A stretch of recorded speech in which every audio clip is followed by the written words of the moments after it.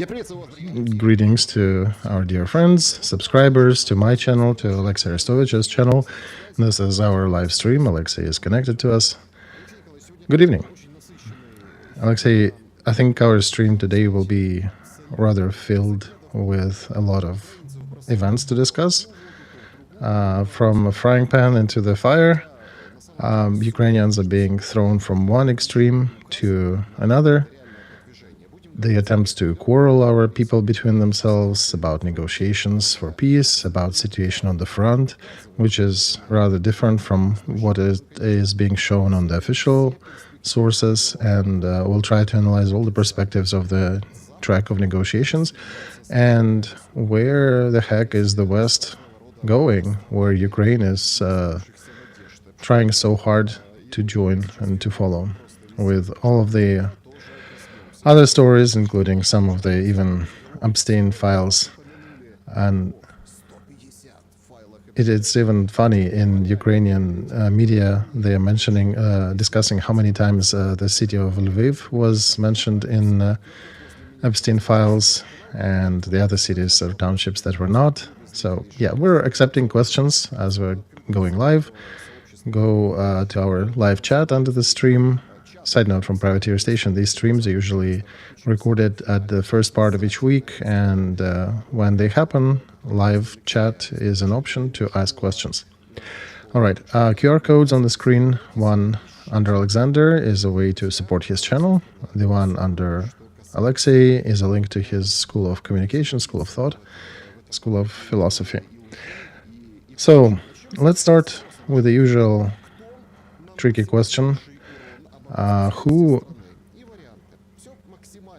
damages our defense capability of Ukraine more? And here are the options. Number 1, deserters.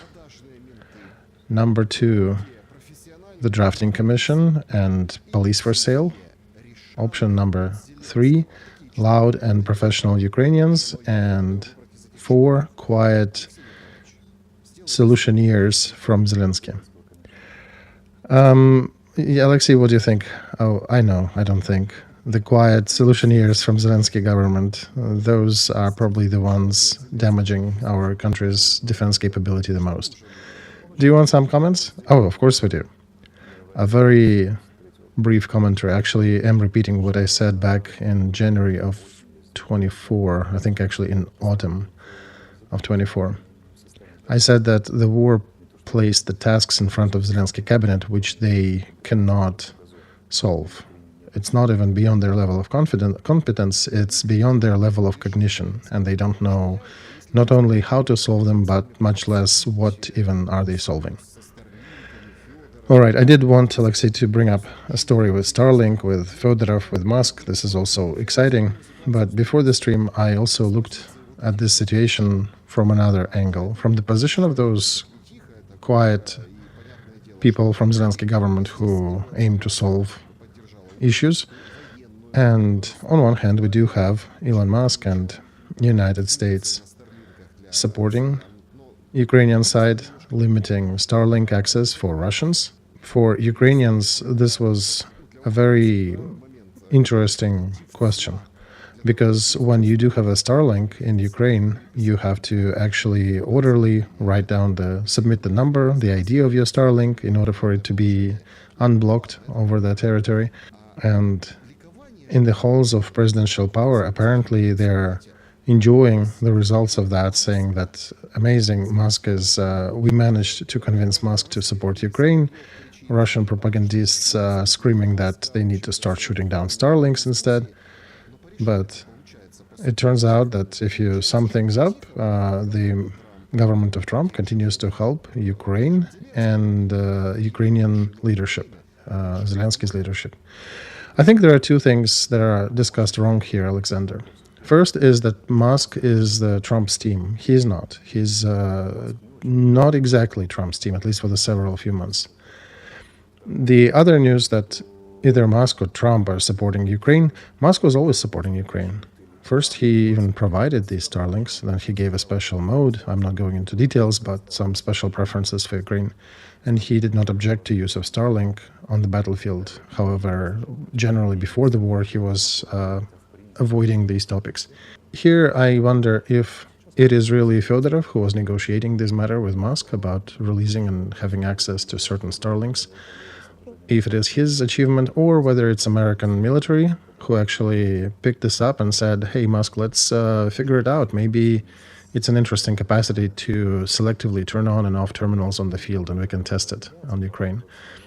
And I am on the side of America investigating the actual tactical use of Starlinks on the battlefront. And I think this is more important than any tweet from the office of the president, including that was more important than any tweet from Mikhail Podolyak, the communications representative of Zelensky's government, whom, Mikhail, I still like you. Alexei, but now these directives are also pushed on the people in homes in Ukraine who actually use Starlinks. Right, Alexander. I'm not saying that that's how it will end, but I think this is a possibility that this may happen in Ukraine now. That when somebody will go to Communications Commission to allow them to use Starlink, he may be asked, but do you have a registration with the drafting commission? I can counter that immediately in my head, saying that, of course, now it'll be women mostly registering this IT equipment with the commissions, but, somebody might still get caught. And, Alexei, yeah, right. By the way, I went to catch some fish on the border with Romania in the river Tisa. The border is really fortified, so it's pretty hard for any Ukrainian to sneak by now these days, not like it used to be when they were just swimming across. Alexander, I want to go back to this IT device that we discussed, the Starlinks. So the verification process, and I can easily see Zelensky government making it a little more difficult for Ukrainians, basically saying we need to verify that this piece of equipment is installed at a certain address, so we need to have access to the room where this thing is installed, so at least you show us that it's there. And then if somebody's hiding in this house from drafting commission, they'll have to hide deeper or leave the house or figure something else out. And that reminds me of an old joking task about how do you catch the wolf in a dark room. You basically, you cannot see them, right? Black wolf in a black room or black cat in a black room. You separate the room in two and you check if he is present or one of the halves doesn't have him. Discard that card, that part, cut the other part in two as well, discard the empty one again. And so you go until there is a very tiny cage left where your supposed wolf is. And I think that's what likely it's going to in regards to the rights and capabilities of Ukrainian citizens. All right, Alexei, very valid point, and we'll see how it unfolds. But I want to touch upon the negotiations process. And there were different ebbs and flows in this process. In some parts, America was saying nobody wants to negotiate. In some parts, Ukraine was saying Russia doesn't. And last week we had some tragic events when the bus of the miners was attacked with drones, with over 16 people killed, 14 wounded. But Zelensky doesn't seem to grasp onto anything, neither on the electric stations or these events with the destroyed bus. He is saying that Russia did not targeted the power stations and did not target the mining facilities and people. Is he holding his face before negotiations? Is he holding a face to make negotiations easier? Why do you think he's deviating from his previous accusations of orcs and everything to trying to keep a normal face? Alexander, I think he might have some suggestion, some offer to bring to the table in Florida when they're going to discuss that with the Russian representatives and Trump administration. And I think he makes certain points that Russia has not specifically attacked certain targets and not targeted them in a military fashion. That was more of an accident. And what happens if this night or the next night Russia attacks more targets in Ukraine? Will Zelensky still hold his face straight and non-blinking tell that it's accidents, that this is some sort of a small energy-based peace treaty, that Russia is not attacking energy objects? How long do you think he'll be able to jump around the hoops? what if he's asked when this peace deal is started? And what is the process? Who signed on that? Imagine Stalin times if any of his press bureau was asked, when did a certain event start? If somebody wouldn't be able to answer, that would be probably adding another person in gulags. And that's the main difference between Zelensky's government and its effectivity and what Soviet Union had back in the middle of 20th century. Alexei, so what do you think? Any expectations for these coming negotiations in Florida? I am not expecting anything. Hand on my heart. I don't think anything exciting is going to happen. So, do you think, Alexei, any points indicating that some things have changed? Well, I can summarize it here as saying that Russian points are now minimized as far as they objectively can at this point. Remember how much scream was there about 4 districts and everything? Now Russia is standing position, just withdraw from Donetsk region and will freeze everything along the front. And I'm going to open some scary mysteries here, probably not for everybody, but that they're discussing withdrawing Russian troops from some other territories. So I don't know if Zelensky is still going to play the card of Ukraine being stubborn and never going to negotiate from a position that they don't like. And while that is happening, we may be seeing a lot of propaganda from his office, but not until he's really eager to discuss that and to sign anything. Okay, Alexei, that's interesting. So we were announced that Abu Dhabi had to happen on the 1st and 2nd, and there shouldn't be neither Kushner nor Witkov. And suddenly we see that Witkov, who is supposedly going to visit Turkey, Istanbul, for negotiations related to Iran, which is also at the boiling point, and supposedly Iran is eager to conclude some deal with the United States, and Witkov is supposedly going there for this visit. And after that, he is planning to visit a trilateral meeting now. Why Ukraine and Russia did not sit down in a two-sided format, in a bilateral format? You mean Russia and Ukraine? Yes, always with third party. Because first of all, provocation is a concern, mostly information provocations, and somebody can come out on one side and declare something that was not agreed upon. So you need a third party to verify the purity of communication and the cleanliness of what's coming out. And I want to bring up here negotiations in Abu Dhabi with support of Turks, Arabs, Americans that happened in September of 22. And since then, Ukraine was in ongoing negotiations. There were not even a 3-month period when both sides wouldn't have not met. These negotiations are also happening on 5 different tracks. Listen to me, 5. In different places, different representatives. This is just not officially always reported upon, because we've been huffing and puffing and stating that we declared prohibition of any negotiations with Russia. Otherwise, how do you think we would be exchanging our prisoners of war if we're not talking to Russians? It's just at some point we started actually mentioning that we do have negotiations, but they have never stopped. We've been negotiating throughout the whole war.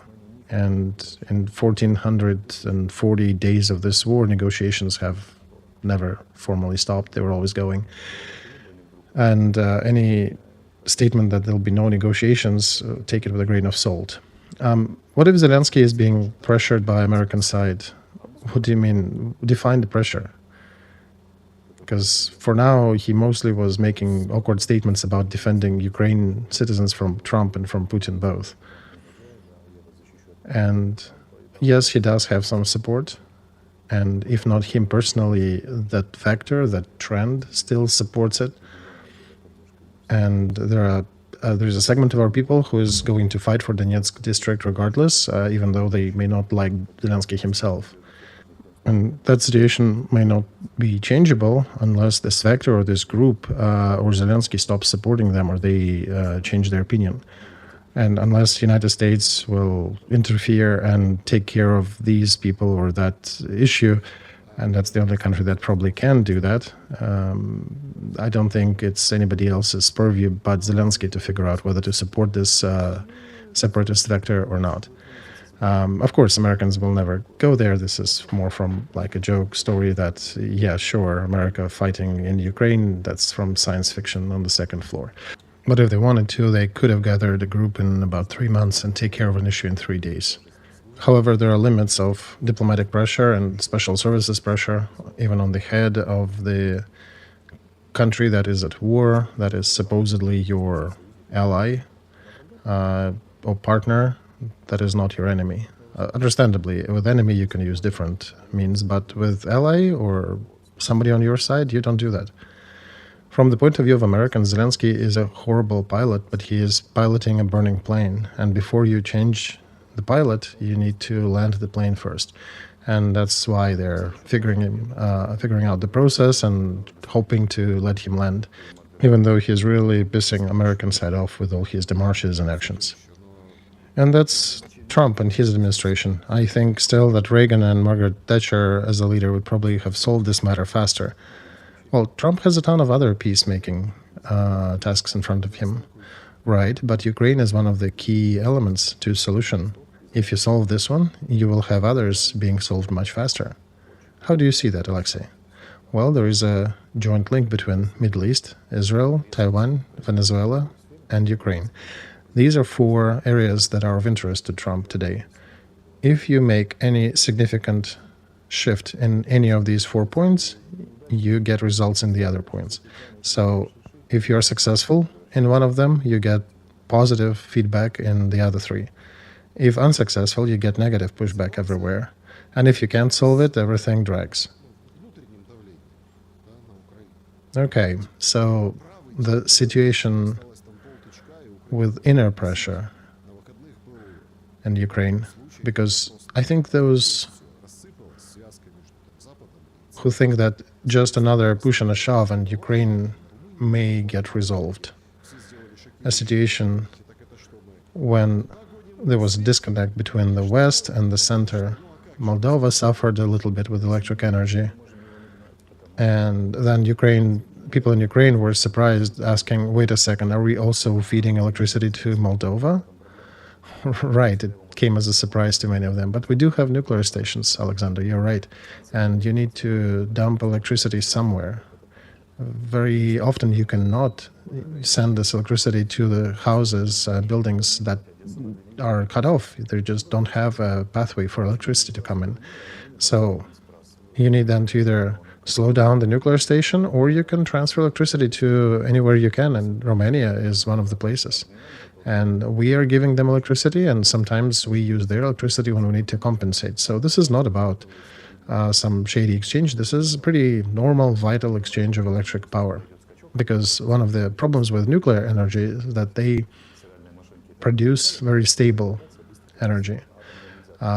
Coal stations, they allow for you to rapidly increase output and rapidly decrease output when you need to. With nuclear, you cannot. You have to run at a certain level. They're more fragile in this regard, or it's just their feature. So they still have to pump electricity somewhere, to direct it someplace. And since Russia has been disrupting different branches, they're using whatever lines they have, including the ones that go to other countries. And Russia is not attacking those lines, not because they're so nice, but because they're of no interest to them. And they concentrate their strikes on the internal substations in Ukraine. And our choice to either start up and turn off or slow down the nuclear station, which also has its own risks, or just dump this electricity wherever we can. So this is not about some shady trade with or shady exchange with neighbors in electricity. But situation is catastrophic. Yeah, situation is rather catastrophic. However, the specialists are saying that Russia will not be able to fully create a complete blackout in Ukraine. They can create significant blackouts for several days, 3 to 5 days, without heat, without any electricity. And we estimated that a couple streams ago when, if you happen to do that in winter, in -20 weather, That can easily make a city unlivable in January or February.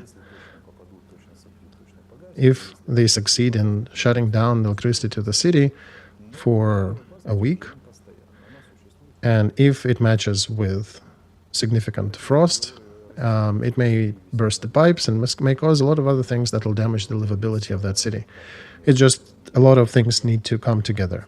So all these conversations of military correspondence, then Kyiv is hanging by a booger and Kharkiv and Dnieper by a couple of boogers. They have some reasoning behind these statements, but speaking of these boogers or whatever rubber bands that they're hanging upon, or duct tape as some people calling it, it's you need to have a lot of things conjoining together. Russia needs to be very successful in their attack. Weather needs to happen in a certain way. That's why usually some lines always remain connected. They cannot destroy everything. And we somehow manage to survive. There are more problematic places where they destroy the power, the coal plant, and it's difficult to rebuild it faster. Okay, and it still has effect. Kyiv, for example, is still sitting in their frozen apartments, but some suburbs probably already unlivable because they've been left without electricity for longer than a week in this weather. And yeah, it's patchy. There is no uniform situation. Such an apocalyptic scenario exists when the city can become unlivable because of Russian attacks. Yes, it's not zero, the probability of that, but it's not exactly 100% either. Alexei, another threat, I think the threat is still significant in my view, because the level of expertise in our media desires to be better. And as somebody mentioned, by the way, the sewage systems, just this week I saw a publication that sewage systems will not be destroyed will not freeze because it's human waste and it comes out warm and it'll keep the pipes warm so they won't burst. And that's the expertise level you hear. And today we have one of the coldest nights in the near future, and people are awaiting for another attack. And tomorrow Rutte is supposed to visit Kyiv.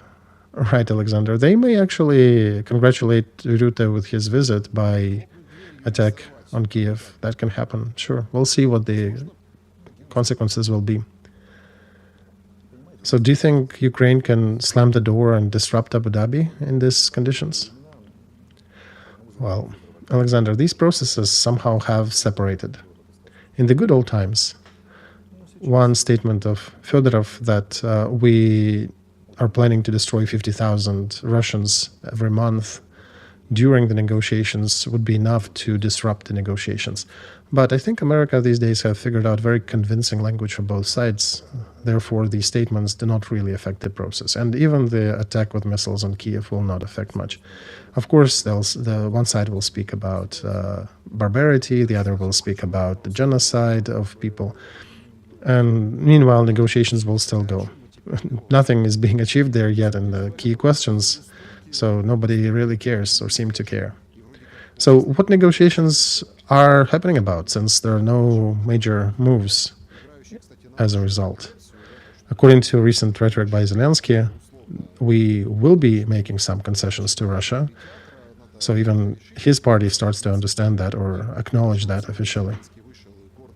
And as you mentioned today, if, for example, on one of those 4 problematic areas Trump succeeds, it'll help with other ones. For example, Zelensky comes out and today and says that Ukraine acknowledges Iranian Guard as the terrorist organization. So, yeah, this is a significant step as well. This is another stone in the information bucket. This is information support for negotiations. Basically, putting it simple, Russia says, okay, we're going to Abu Dhabi, we're going to Florida to negotiate. Just let them give some signals to us that it's not in vain, right? That we're coming there to do something. Trump administration calls Zelensky's guys and say, okay, guys, indicate that it's not in vain. And then you hear all these statements that it's time to settle, time to figure out peace deals, and it's being pumped into the media in Ukraine. So What are they talking about? They're talking about the demarcation line, about placement of observers, what is considered to be a provocation, forms of control, what to do with the front line. The only difference is that all of that could be discussed after the ceasefire. Ceasefire is the key element in this process, but it is hanging by a decision on the remaining part of Donbas. And whether Ukraine decides to withdraw troops or when they decide to, that's when this key will unlock this process. So whether we will withdraw our troops or Russian troops will finally occupy the last part of Donbas, sure, by that time we may have already everything else negotiated. That'll speed things up, right? We could have been negotiating for 2 or 3 more months. So yeah, in the back end, they're preparing the paperwork. Do you think Russia will take Donbas militarily? I don't know, but this is a viable option on the table. And I would say that this is probably the most probable option today than any other option. All right, and that brings us to a discussion about the front, because people are awaiting your input into the current situation. Let's start with the north today, because we're getting some news from that side.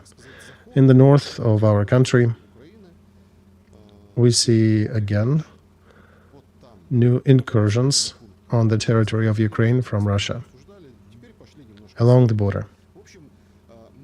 Here, remember we discussed that village last time. Now they're going a little more to the north. So it's Sumy district. Right, we can see some motion on the Russian side. And the logic is pretty straightforward, Alexander. It's tactical. They're capturing and trying to hold forested areas because when you're fighting in the field, it's more dangerous, less advantageous position. Holding the forest is more interesting. UAVs get snatched by the branches. Trees are holding the shrapnel, so you actually have some material to build fortifications with, so they're fighting for a better position. Second, they're creating a buffer zone. And this is one of the political tasks set by Russian leadership, to have a buffer zone.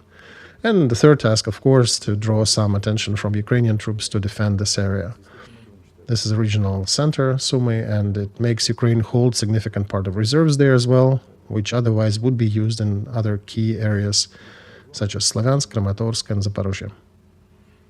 So this is a hierarchical logic. Forest, buffer zone, reserves. Alexei, today we heard a bunch of interviews. I don't know whether it's the beginning of the month and they have a media plan to fulfill, but there were a lot of interviews by police, from big authorities to smaller level officials. And one of them from Kharkiv came out and said that, look, in Sumy, they look more like Russians than in Kharkiv district. And nobody quite understood the statement because Sumy and Kharkiv, they're pretty much neighboring cities, neighboring townships that both are under Russian attack and both suffer from Russian military action. But yet, on the 5th year of this war, we allow some police officials to come out and make these dumb statements. In the book of Korchinski, The War in a Crowd, he's describing his revolutionary activity in Kyiv at the end of the 80s. And after the fight with some Russian nationalists, they're being detained and thrown to the same prison cell in police. They had a guy among them from Lvov who is trying to prove to a Russian who is sitting on the stool in front of him that Russians originate from Tatars and they're genetic garbage. And the irony of this situation, writes Korchinski, the funny part was that he kind of looked like he was a Tatar himself, a small, rather dark, with very Asian-based features. And the one whom he was trying to tell that he is originated from Tatar was a 6.5 feet, blue-eyed, blonde, tall fella. And that was the humor of that situation. So Korchinski back then had enough humor to see that. Today, apparently, our people are losing that humor. So I want to ask, what is important? Is it important in Ukraine what you look like Russian or somebody else, really? And I want to open a big mystery here to that fellow colonel, general from police, whoever made this statement. I want to say that Syrsky looks very much like Russian too. You perhaps in your police channels need to make sure that that fellow who looks very much like Russian should not be traveling freely in Ukraine. And moreover, there are some rumors, and I do not believe them, but yet there are rumors that he is much more Russian than any citizen of Sumy district, and national police is still not ringing any bells. So, policemen, you may need to work more. Why did we put you there in your position? So you'd be defending us, right? You have a Russian original officer who is using all the benefits of the military system in Ukraine, and he looks like Russian, and he may actually be Russian. Where is the patrol? Why don't they stop Syrsky in his travels and ask General Commander, why are you and who are you? Okay, so let's go to Vovchansk. Something slowed down there. Seems like here near Semenovka they actually reached this settlement, but we are not hearing any bad news from there now. What do you think about that situation of clasping the pincers? Well, this is a blue pipe dream of them that they, see that red line that I'm drawing on the map? This is a dream. They don't have enough forces and means there. The 6th Tank Army from Russia that is so-called heroically attacking in the east of Kharkiv district, they don't have enough forces. They've been spread rather thin. So this is, from the perspective of, Elon Musk wants to fly to Mars. So, yeah, that's kind of like that, from the same bucket. Some point it may happen, but not now. Kupyansk and Oskol. What about that? In Kupyansk, we had a video from so-called Colonel Kovalyov, who, by the way, is a good friend of mine, with whom I have spent quite a lot of time for very difficult years of school, and then we served together in the 2018. So his video became pretty loud, and I think he did it on purpose to show that this township that, according to Russian media communications, is already under Russian control. He wanted to show that this area is not controlled by Russian troops. And this small episode just indicates how difficult it is to get the real data, even in the 21st century. Both sides are deteriorating, and on both reasons, objectively and subjectively, sometimes because of communication didn't get through. Both sides may declare that, we are in this township, and both may be in this township on different sides of it. And then how serious it is, whether it is captured or not. Today, if there are 30 fighters from Russia in this settlement, in this township, that is considered to be a serious obstacle, right? And if they get 30 more, up to 60 soldiers in that township, they may be unevictable without specific additional concentration of troops on our side. And the third is disinformation. Why are they doing it? It's customary to laugh at Gerasimov and Putin, who are saying that we took Kupyansk and some other townships, which they haven't yet. And it's people who are illiterate in military stuff who are making these statements and laughing at Russian statements. Very often they are making it for other illiterates who listen to them. Because when on the front of over 1,700 kilometers, the head of your foe's command, of the enemy's command, comes out and says that certain township is under our control, this should not be taken as a lie to their naive Russians who cannot get information in any other way, but as an information operation that is providing or supporting certain military operations, such as adding political value and meaning to a certain township that is excessive to real situation on the front.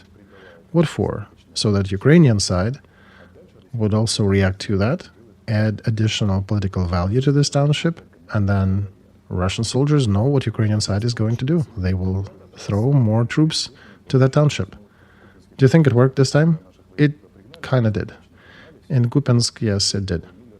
But the fact that we brought enough troops to Kupyansk, we got there successfully enough, and we kicked Russians out quite a bit. But it doesn't always work like that. Russian command knows that since 2022. They declare something very loudly, draw journalist attention to a certain township or a certain locale. And then, of course, Ukraine would like to shame Russia on these statements, and then they get reserves to that area.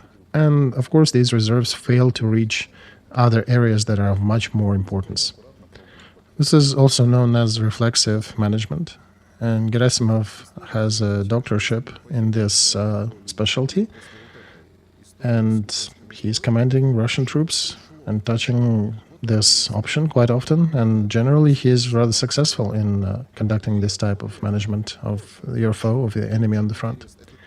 All right, let's look at the other part of the front near Zagryzovo, Alexei. There is some motion here. And this is just according to the maps of Deep State, which are supposed to be lagging behind. Can you zoom out a bit more so I can see the overall? Oh, okay, so it's near Kupyansk. It's a south of Kupyansk. Right. So, yeah, this is basically splitting, separating our troops into portions. And they're aiming at heroically connecting these two pincers. Why? They need to create a certain area that cannot be reached by field artillery. You get better positions there, and you can bring more troops with less danger.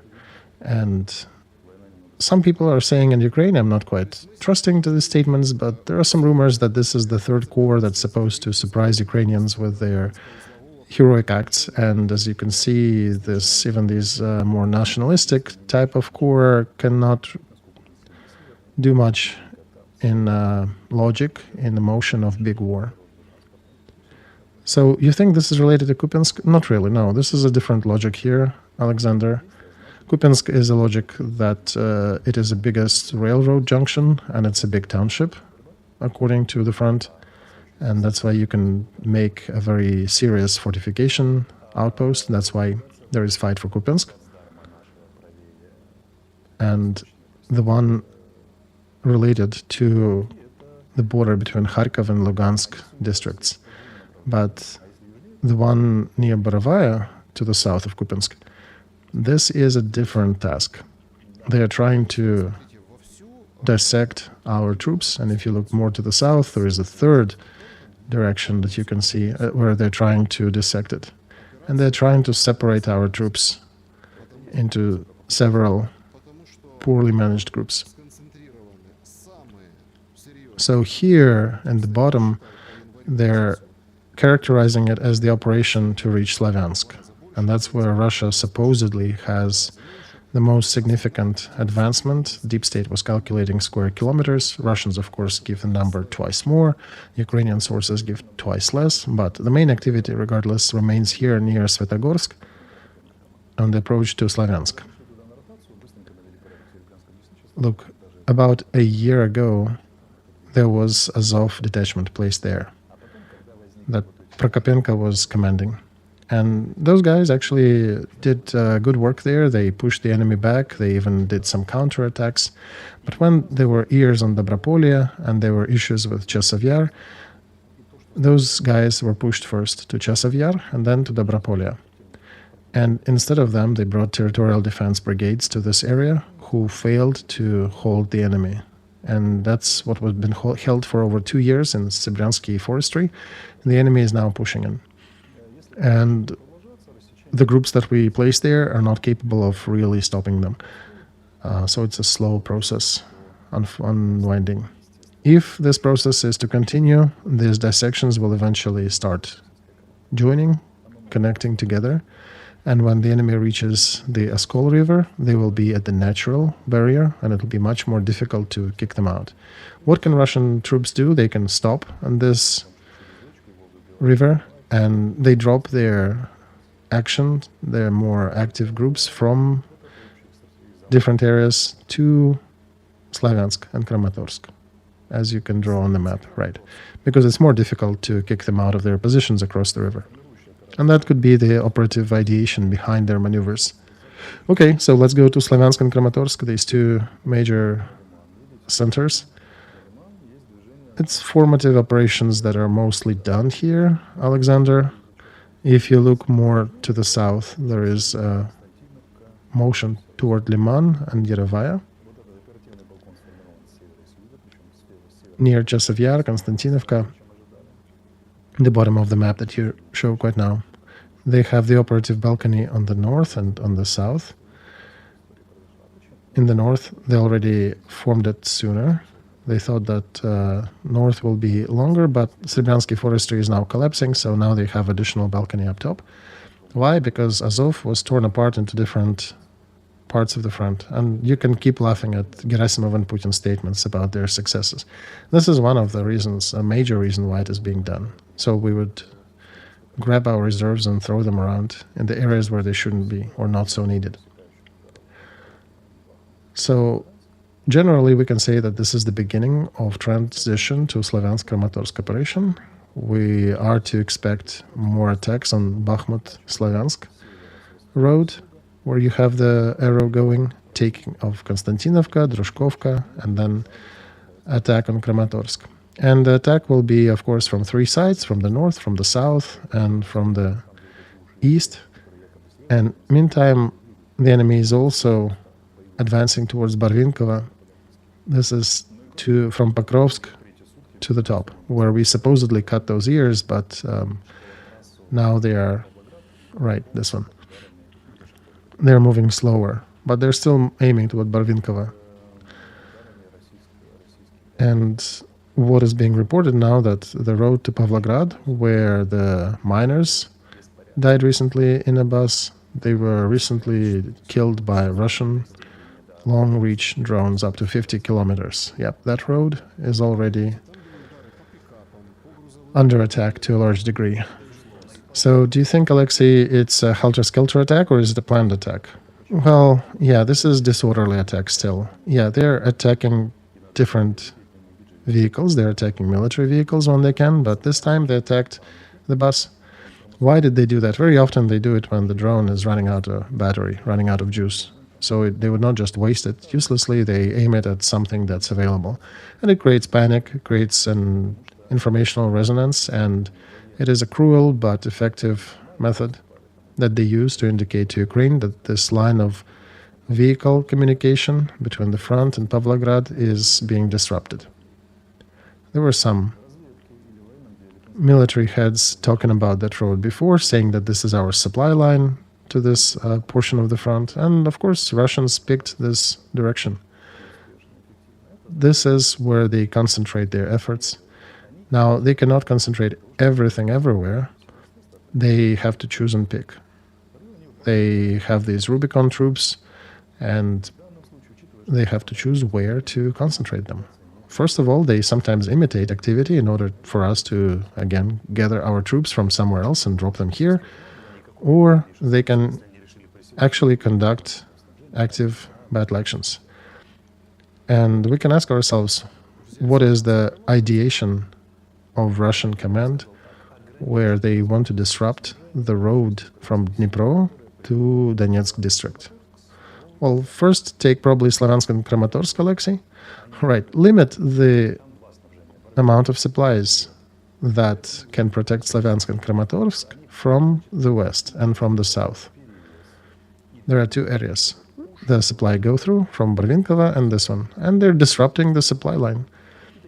They're creating advantage for their own troops, and that allows them then to move these ears from the south to Barvinkova towards Slaviansk and Kramatorsk. Yep, with this arrow, they can capture it, they can cut it from the west, make it much more difficult to supply these townships, and that could be another formative operation in order to, as they say, liberate Donbas, but as we say it, to capture our territory. So they're dissecting that portion of the front from supply lines. Also because, of course, there are a lot of fortifications that they're facing on the front itself.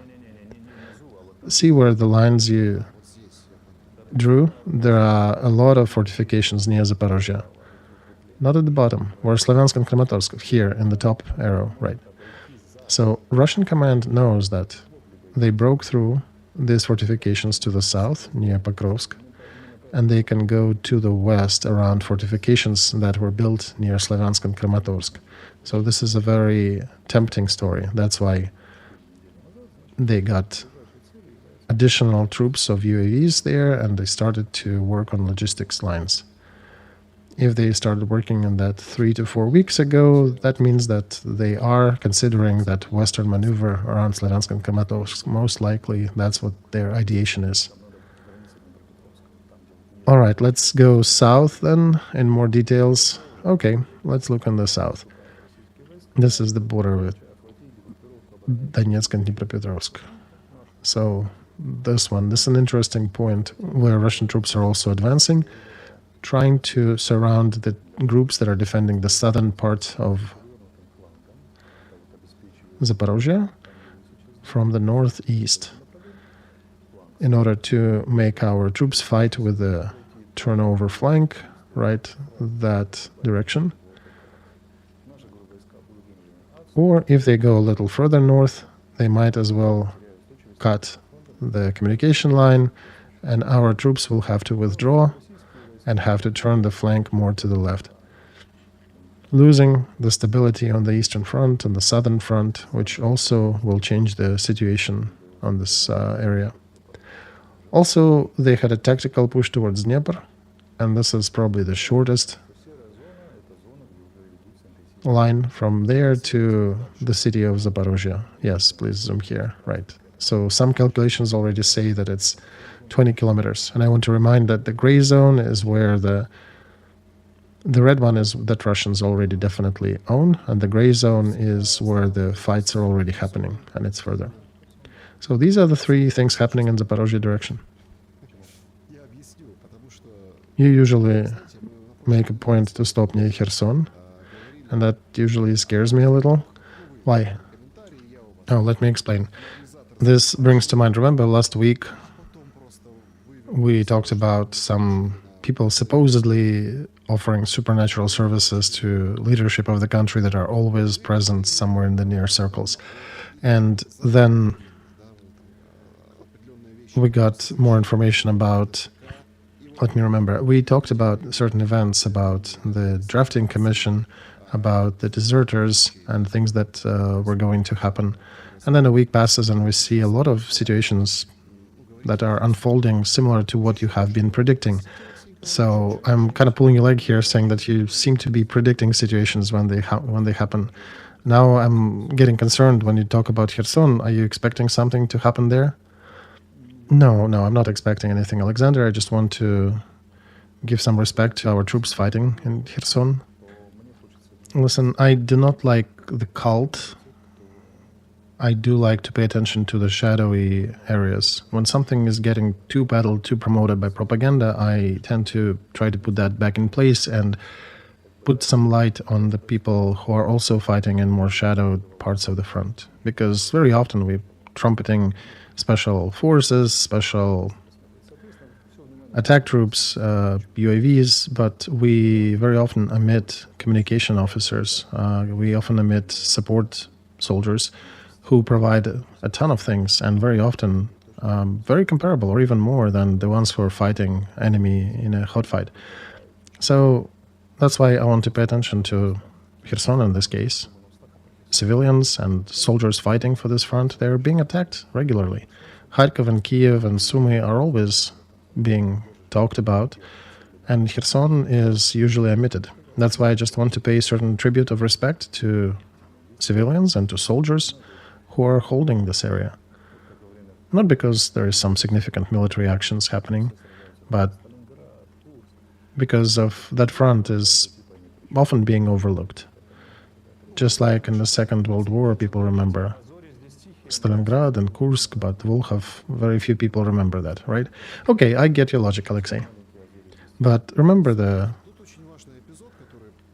movie and the book, The Sunrises Are Quiet Here, a very tragic page in the history of Second World War, on an example of a small group of fighters, female detachment.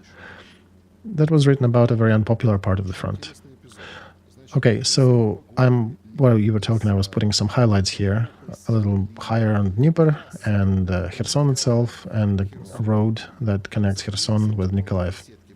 So there was a situation last week when anti-drone nets were damaged, and that artery that connects Kherson to Mykolaiv is a key artery in the context of continuing the defensive fight that you talk about on Mondays in our streams. What do you think? If there'll be any activation on this front, any significant sharpening of the situation here, that road will likely fall first? Okay, I have no intel which road will be attacked first. Maybe it could be Kherson-Kryvyi Rog instead, the northern road, right? But of course, they will be targeting the road between Kherson and Mykolaiv. That was the logic of the first year of war when they pushed through. That was the road that they used to attack, and this is the road that our Ukrainian forces used to attack back.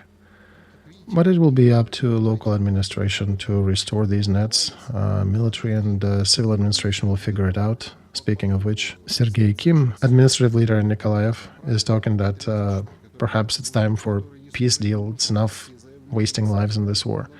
And one thing, Kim, remember that friend from the medical department, the one who's so right and patriotic, who kept saying that the man who doesn't serve is not a man, who was always busy running the fundraisers for drones, for medicals?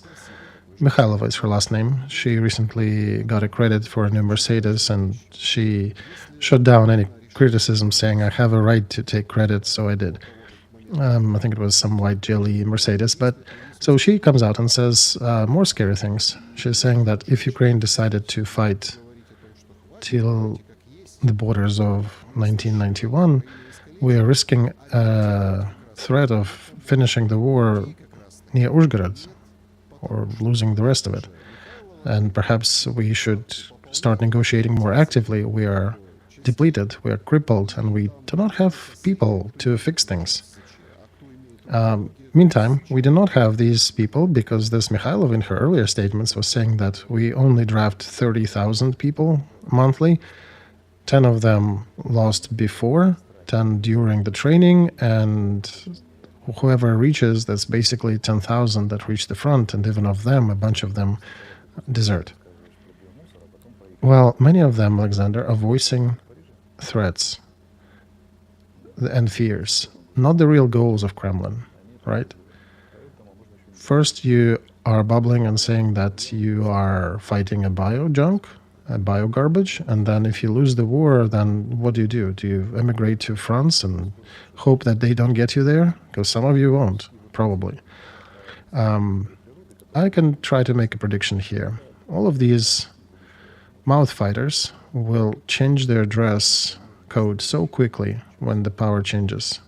And all these sounds of wild nature that they're making right now, this is the echo of very future, quick turning. And they will be all for peace, so hardened and so ardent that you won't even recognize them. And second, Russians will never reach Uzhgorod. They don't have these goals, and they understand that this is an unreal task. They will not even take Kherson, because for that you need about 100,000 troops on the southern border, cross the river, attack that, hold these townships having a river behind them. They tried it once and they figured that it's a very difficult proposition. They don't have enough logistics or technical means. This war theater is not favorable for them there. So they'll be declaring that Kherson district is fully taken, but they will not be taking Kherson. All right, this is, of course, if there'll be no catastrophe, right? Well, sure, if there'll be a catastrophe, they can take a walk to the first forest where they'll be shot at by the first partisan. But I can imagine, and I don't think this is a scenario really. I see that Russia is not declaring these territories among their political and economic goals. It is not included. They understand that they cannot digest them. As far as I know, and according to some inner Russian discussions, the main opposition to expanding the territories is Kirienko, the fellow who is managing the occupied territories, because he understands the amount of money Russia is wasting on these occupied territories. In 24, they spent 120 billion for the territories and didn't even notice them. They can take more territories and they'll be, spending 240 billions every year? This is even for Russia too much. So they understand the limits of their economic capabilities, economic administrative capabilities to control, and the degree of loyalty of population, the possible insurgency and sabotage. So they don't want to take more and that they can control. And they're somewhat reasonable in this regard. Their desires are straightforward: Donetsk district, because that can be declared as the achievements of this goal. They said we're defending Donetsk and Lugansk republics, and they've done it. And taking Kherson across the river Dnieper and try to keep it and support it, supply it. They tried, they didn't like it. That's why all the scary things are one thing on one hand, reality is on the other hand. As for repairs, I think Kim will figure it out. Well, people are asking him questions about politics, right? Whether he will change his codes and stuff. He's not only about politics. He is administrative director. He is solving administrative tasks too, Alexander. So I don't see a point of digging deeper. We're getting other news that Umerov, Kislitsa, Arachamia, Bes are taking participation in the new negotiations that are to happen with Russia. So same essentially faces. Don't know what to expect from these negotiations. According to Alexei, he's not expecting much. No breakthroughs here, but what would you say about the inner kitchen in the office of the president on the backdrop of these negotiations? Budanov was recently appointed, right? They did talk about, there were rumors that Budanov will be there not for long. He will be given some tasks that he cannot conclude, and he'll spend time and resources on these negotiations, and he is very unlikely to become a bureaucrat in this. And it's very likely that Yermak, the sorcerer, is somehow managing these negotiations from behind the screens. So why they're attacking Yermak now? Is it the habit of kicking the fallen one? Everybody pile up on him, or is he not really fallen? And what is Budanov then in this light? And how would you estimate the processes that are happening in the office of Zelensky these days?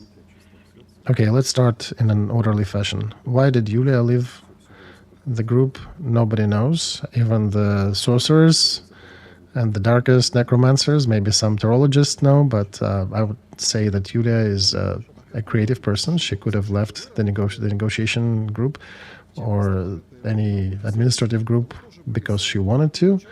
A lot of things are done because of the money, but not everything. Could have been just her ideation to do that. What ideation you're talking about? Alexei, you worked in those dear times in the office of the president. You've also been the advisor. You have advised to Yermak as well, right? Well, she was the press secretary of the president. And you still, while working there, you did not have a desire to talk about some rituals and dead bodies. And I did not know anything about the dark rituals, Alexander. I saw a ton of funny bracelets on the hands of some people, but I was not privy to what they were doing in their private lives.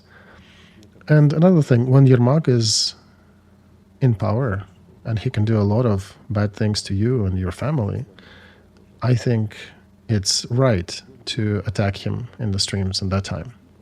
But when he is a shot down pilot, attacking him and telling stories how horrible of a person he was, I do not really like this genre. I like attacking people when they have enough power, when they can sanction you, when they can respond, they can cause trouble. That's when you talk about them. That's when you address them and tell them you're doing something wrong. When Zelensky will be shut down, I will probably stop blaming him much too. I'll probably be expressing some pity. because kicking the ones who are downed, that's not my story. Some people like doing it, I do not. As for Budanov, speaking of how his activity will be judged in the past, present, and future, it's all dependent upon one factor. How much of an independent figure will he be able to become? He was coming to Zelensky's administration as the managed figure, and I don't know how independent he is. If he will succeed in limiting the influence of other people on his persona, and under the influence of which he made a lot of mistakes, and as some people in the circle, in the know, are saying the borderline, perhaps criminal, or can be looked as such. This is one story. If he remains a somewhat manageable figure, that's a different story. To understand the degree of his manageability, you need to be in the inner circle. I do not have this access right now, so I cannot give the real estimation as to what does he represent. But I can say that observing his career, he has a significant degree of independence and some kernels of independence. And I want to say even there are small sprouts growing there. When I was leaving the administration, I could say that the proportion of manageability to independence was 60 to 40. So 60 manageable, 40 independent. Now I don't know. I don't have the real data on him. The other thing, even independence doesn't mean that he will be very effective in his decisions. They can be independent but ineffective. That can also happen, right? We cannot measure the effectivity of this person right now, at least I cannot. I know a lot of examples of poorly effective decisions that he made, and whom he will be as the head of the office, whether he will be pushed by his destiny in some favorable or unfavorable situations, we don't know. It is customary now to praise, to call him one of the saviors, just like they were calling myself and Zaluzhny back in the day, because the crowd that desires, they always need somebody who represents an island of stability. And Budanov is composed pretty well. His emotionless manner of speech, a certain projection of everything will be all right, timely statements that he makes, these are strong sides of him. Some adventurism and propensity to solve some tasks without consideration to moral or casualty side of things, that can be strong or weak, depending. His influence, he is being influenced by advisors of different calibers, is a weak side. So he can be influenced. Yes, he was, but he was always independent. He could be influenced, but it doesn't mean that he would take an order. I wish him all kinds of success if he would manage to retain a degree of independence and effectivity because of the experience that he gathered in his life path. Ukraine could have gotten a very good, well-quality, qualified manager, the head of the presidential office. Whether he will succeed in this position, whether he can change or he had changed, there are a lot of question marks in this. I can give some judgment on the previous Budanov, the way I knew him, but I am not ready to tell too much about his current state. Do you think it could be his idea about the energy peace deal with Russia? So ceasefire on the energy objects? I think this is Trump's idea. This idea is already hanging in the air since April. He was the first one who suggested this. So, what I mean, Alexei, Americans could have pushed, maybe. Do you think Budanov was acting on behalf? No, Alexander.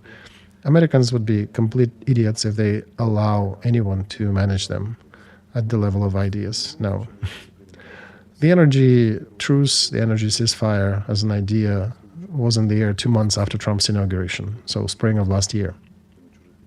And back then, it could have been promoted or sold to Budanov as well. But one of the things that you're being taught in special services and politics, you never work on somebody else's terms. Remember that movie, 17 Moments of Spring? When Shelest, the intel officer, noticed an interesting feature about Schellenberg, that he would take certain ideas from other bureaucrats, other people, would acknowledge them, would not promote them, and then would bring them out a month later as his own. So nobody would accuse him in copycatting. So could have taken this idea from Budanov, Americans could have done that, but they would always present it as their own idea. And that's the logic I can suggest at the moment. Alexei, there is one more thing I wanted to touch upon today before we go to the questions of the viewers. I feel an interesting sense of deja vu, I want to say, but some mirror, one smaller, one bigger, and they're both looking at each other. So that Yermak, the sorcerer, according to the revelations of some expunged members of the cabinet in Ukraine, nobody asked the question whether Zelensky is also part of that cult or these activities, because they slept in the same bunker, they watched the same movies together. As we know, he probably knew about these rituals. He was not wearing any of those bracelets and stuff, but since Yermak was such close fella to him in managing the country and all the political kitchen, he probably knew and remained mum, or why? And why am I bringing up the mirrors facing each other? Today, before our stream, we have Trump coming out and saying that I was never a friend of Epstein. I have never been at his island. And then the network bursts out with pictures of young Trump, young Epstein, and some parties back in the day. So he's trying to push it back because he is in a presidential chair. Do you think the same thing is with Zelensky? And what do you think if the case of Epstein in civilizational format, does it matter, or how does it play for Ukraine? Well, civilizationally, Alexander, it's pretty understandable. Western elites were posing as moral authorities for a long time. And to a degree they weren't, we now can see in the Epstein files, with bringing underage persons to this island, one of probably the most horrible crimes a human mind can devise. But there are two news related to that. Number one, the elites around the world are prone to these corrupt things. The power of the West is that it ultimately can uncover that and make it public. However, if the same things, for example, would be happening in China, Russia, or Ukraine, it would be a much more difficult proposition to reveal that. Imagine in Ukraine, because of decision of the Supreme Court, that the publication of certain files would be made where the current president is involved in the same actions as were happening on the Epstein Island. This is unreal. So yes, we can say that the West elites are corrupt, but do not forget that there are other parts of the Western elites who are revealing them and publishing a ton of documents and showing the corrupt ones. This is the weakness of the West, because it shows that they should not have been taken the moral position, but at the same time it's their power that their cultural and social makeup makes them capable of bringing their elites back to the heel. So we're seeing both the strong and the weak sides in this scandal, which can be applauded. That the worst would be if they would never have revealed this machine, that scheme that Epstein was pushing. Well, there was one thing that Trump did promise to publish, and they published, right? Okay, so regarding Trump, and I was not diving too deep into these stories that were published. There was only some witnesses mentioning some stories that they heard from somebody else. There were pictures of the Prince Andrew, Right. I saw some pictures of him and his rebuttal saying that the girl was feeling weak, so he is bending over her. Yeah, right. So, in regards to Trump, there are no material witnessing. We know that in the West, of course, there is a machine that where for money people will tell anything, right? Remember, there was Levi Strauss who was attacking supposedly his maid, right, in the hotel. I can not imagine a situation when the head of the monetary fund would be attacking a maid in a hotel. I can imagine a ton of situations where he would spend money otherwise if he wanted that kind of services on a higher level, and not having a world-class beauty in a maid cleaning his apartment somehow that he decided to attack. So this is an instrument. It is an instrument of services, secret services, and others, compromising materials. So this is an instrument to attack politicians. And if there is no hard material evidence against Trump, there is nothing to dig there. If there was any significant material witnessing, they probably would be delaying materials for longer. Yes, he knew Epstein. A lot of people knew Epstein. Doesn't mean that he did what Epstein was doing at his island with those 13-year-olds. So, hence, I would suggest wait for more investigations. And if somebody can prove that Trump was involved in these crimes, then he should be punished. But it doesn't look like. Unlike Clinton, where everything is pretty day clear. Right, but in the media, they try to push that agenda that Trump was mentioned. This is a big case where just mentioning of name supposedly tarnishes, but it's not enough to shoot down the president. It may affect his rating a little, but and perhaps give him some moral pause, but I don't think it will affect his current political stance. But on the other hand, Alexei, we had a Grammy ceremony when Billie Eilish comes out and says that it's wrong to prohibit migrants to a stolen land. When some rapper comes out and says that ICE should be out and all these migrant questions are important, and Grammy nominations as if it is a revolution. Alexander, this is a standard American discussion. They always accusing everybody and everything. The left accuses the right and using anything they can. Globalists are honestly fighting traditionalists, and they're accusing each other in all the deadly sins. So, yeah, sure, there are some bright statements, but this is the public life of America. Americans like emphatic statements.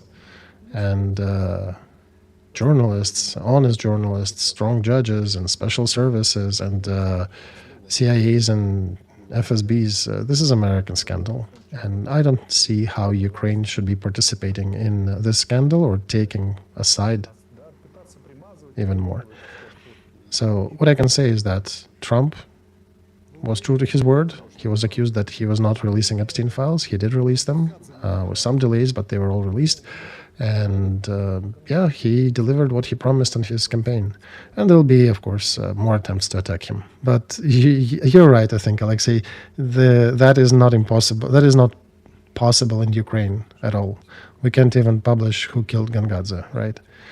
Yeah, and Gangadze is one thing. We're not even talking about what is happening in Ukrainian orphanages and what elites are doing what. If all that was published, Epstein case would probably be a much more prudish to compare. But who will bring it up? Hanna Mahler, when she tried to bring it up, you can actually bring her to the stream if she would agree to talk to you or come to her page. And she put a big chunk of her health and personal risk on the altar of stopping the elite attraction to minors in Ukraine by means of law and the means of other things she did. Why are they craving it so much? Not as a politician, but as the author of the school of thought, can you come up with an answer to this question? Because this is horrible what they're doing, allegedly. And it's people who have a ton of money, a ton of capabilities to use them in different ways. Where is that coming from? Well, hypothetically, and I want to say that historically, it is said that in Turkish elites there was a lot of homosexuality, and there were a ton of women there. They had harems, right? So it's human nature. When you have too much of something, it becomes bothersome or boring. Same thing with drugs. People start using small gateway things. Eventually they go down from cocaine to something much stronger. And same thing with sexual activities. When you have too much, they start figuring out more exotic ways to dope themselves.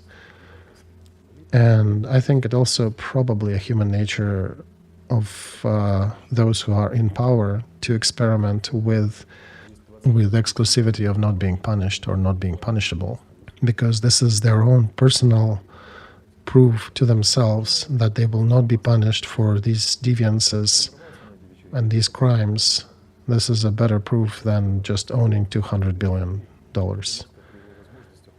But if you can get away with, I don't know, cannibalism or these Epstein things, right? That's when the real power is. Take Musk, for example. He tried to get to these parties, to the club, I guess, but never really got there. For Epstein, joy on the Epstein Island? No. He has so much money, he could purchase anything. The thing that Epstein did, he created a club, an elite gathering of a sorts that did not only just include the deviant ones who traveled to his island on Lady Express, but it was more akin to the club or connections network. So this is basically trading in power. And since the Western world is the world of institutions, there are not too many platforms where you can get acquainted with different people of high caliber, circumnavigating official channels. The value was there. And many of them, I want to say probably 80% of those people did not even go there for all these deviances that were happening on the island. And it's not exactly that everybody was involved, right? Epstein understood that this thing is punishable. It's beyond the law. It's illegal.